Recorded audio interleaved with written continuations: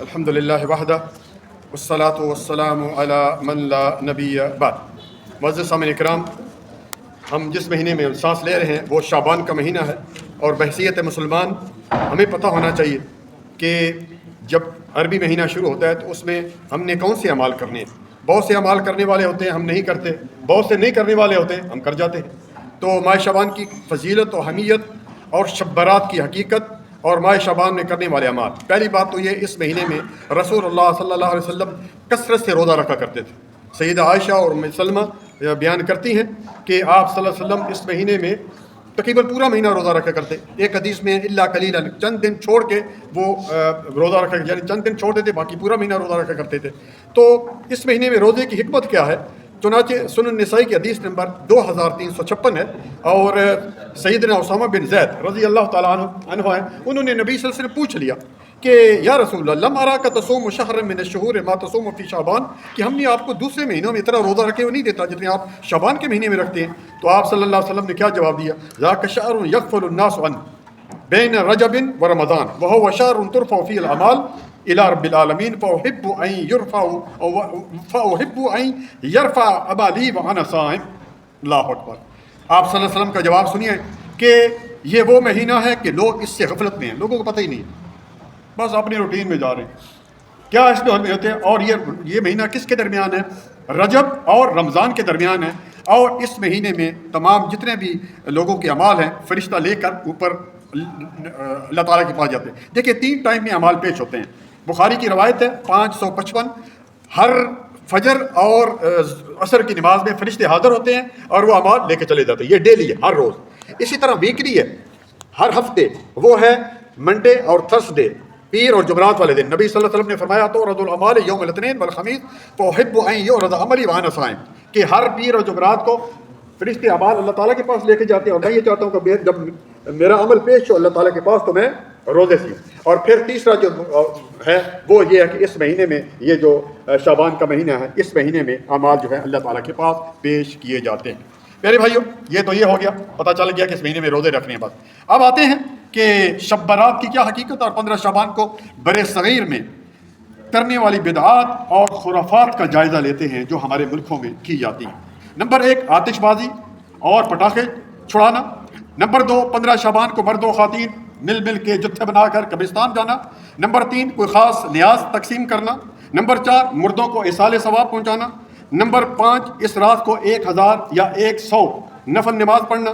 Number 6، قسم قسم کے کھانے اور حلوے تقسیم کرنا۔ نمبر 7، اجتماعی قرآن خوانی کا اہتمام کرنا۔ نمبر 8، رات کو اجتماعی ذکر کرنا۔ نمبر 9، مل کر اجتماعی دعائیں کرنا۔ نمبر 10، یہ عقیدہ رکھنا کہ ہمارے پیاروں کی روحیں آتی ہیں۔ ہندوؤں کا عقیدہ ہے، کہاں ہیں ہم لوگ؟ بھائی جو روح چلی گئی، جو دنیا سے چلا گیا، روح قیامت تک صبح نہیں آ سکتی۔ ایک جو ہے وہ شہید، اس نے اللہ تعالیٰ سے عرض کیا تھا کہ مجھے دنیا میں بھیج دے تاکہ میں لوگوں کو بتاؤں کہ شہادت کا اتنا درجہ ہے۔ اللہ تعالیٰ نے کہا نہیں، میرا یہ قانون نہیں ہے، جو ادھر آ گیا واپس نہیں جا سکتا۔ یا روحیں علیین میں ہیں یا سجین میں ہیں، 30واں پارہ آپ پڑھ لیں۔ اسی طرح پیارے بھی آگے چلتے ہیں۔ اسی رات کو صلاۃ الغوثیہ، شیخ عبد القادر جیلانی کی طرف ایک نماز ہے، صلاۃ نماز غوثیہ جو ہے وہ پڑھی جاتی ہے۔ انا للہ و انا الیہ راجعون۔ ہمیں نماز نبوی ہضم نہیں ہوتی، نماز محمدی ہضم نہیں ہوتی، وہ کیوں نہیں پڑھتے جس کے بارے میں نبی صلی اللہ علیہ وسلم نے فرمایا صلوا کما رأیتمونی اصلی، نماز اس طرح پڑھو جس طرح مجھے نماز پڑھتے ہو دیکھو۔ ضروری ہم نے نماز غوثیہ اور نماز حنفی بنانی ہے۔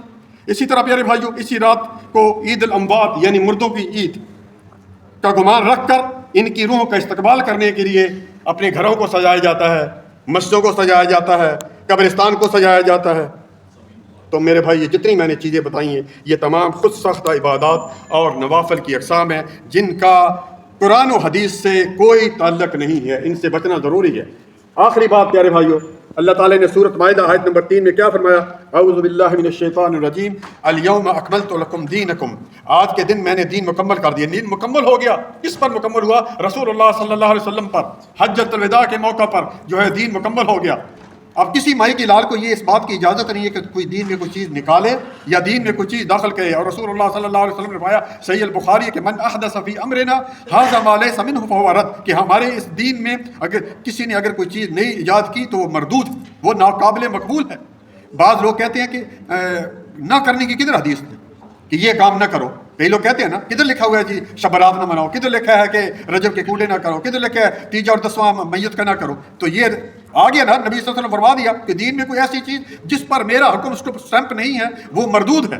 اسی طرح میرے بھائیوں، اور پھر میرے بھائی آپ یاد رکھیں کہ اگر اس طرح یہ آیت نہ اترتی تو دین تو چون کا مربع بن جاتا، ہر بندہ اپنی طرف سے کر دیتا۔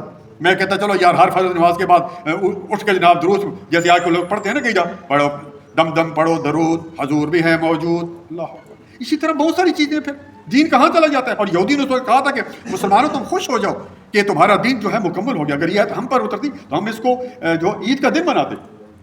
اسی طرح میرے بھائی آگے چلتے ہیں، بس آخری بات کہ، اور یہ بات بعض لوگ کیا کہتے ہیں اس میں حرج کیا ہے؟ رات کو اجتماعی دعائیں کرتے ہیں، رات کو نوافل پڑھتے ہیں، رات کو جو حلوے اور مانڈے تقسیم کرتے ہیں، اس میں کیا بات ہے؟ قبرستان جاتے ہیں، یہ تو اچھی بات ہے۔ تو میں یہ کہتا ہوں کہ تم نبی کریم صلی اللہ علیہ وسلم سے آگے نکلنا چاہتے ہو؟ نبی صلی اللہ علیہ وسلم کو 1400 سال پہلے یہ بات نہیں پتہ چلی، آج تجھے پتہ چل گئی۔ اور قرآن کہتا ہے سورۃ حجرات آیت پہلی آیت، یا ایھا الذین آمنوا لا تقدموا بین یدی اللہ ورسولہ، اے ایمان والو اللہ اور اس کے رسول سے آگے مت بڑھو، پیچھے پیچھے رہو، وہ بات نہ کہو جو اللہ اور اس کے رسول نے نہیں دی گئی۔ اس لیے میرے بھائی ان چیز سے بچنا ہے۔ اللہ تعالیٰ سے دعا ہے کہ اللہ تعالیٰ ہمیں عمل کرنے کی توفیق عطا فرمائے۔ جزاکم اللہ خیرا، بارک اللہ فیک۔